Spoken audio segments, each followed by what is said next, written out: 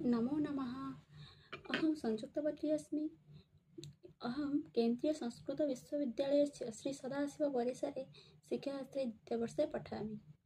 इदानीम् अहं शारीरिकशिक्षायाः स्वरूपं, लक्ष्यम्, उद्देश्यानि च विषये किञ्चित् वदामि।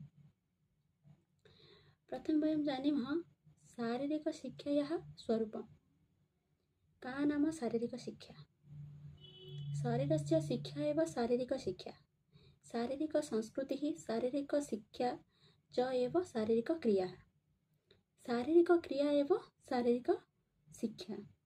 प्राचीनकालादेव शारीरिकशिक्षायाः स्वरूपं स्पष्टं दृढं च आसीत्।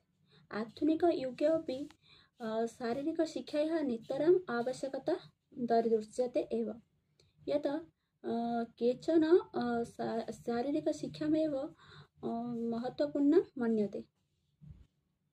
तेषां कृते अत्र हि शारीरिकशिक्षायाः नियमितताया अनिवार्या वर्तते। शारीरिकशिक्षायाः प्राचीनकालादेव प्रत्यक्ष अप्रत्यक्षरूपेण समाजे प्रावधानं वर्तते। शारीरिकशिक्षायाः समाजस्य एकम् अभिन्नम् अङ्गम् अस्ति।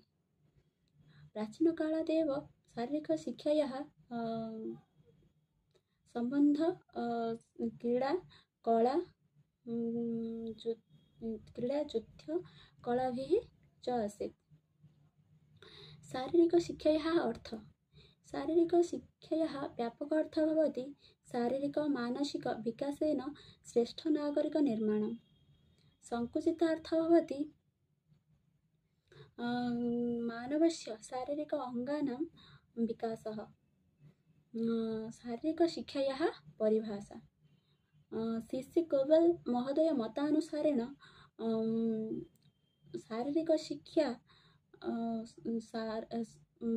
शारीरिकशिक्षा व्यक्तिविशेषस्य सामाजिकव्यवहारे तत्परिवर्तनम् अस्ति यत् उन्नतमांसपेशीनां तत्सम्बन्धितगतिविधीनां प्रेरणाय समुत्पद्यते।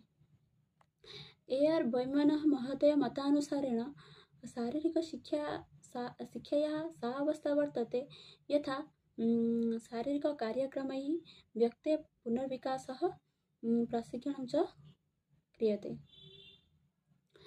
तत्परं शारीरिकशिक्षायाः लक्ष्यं विषये जानीमः। शारीरिकशिक्षा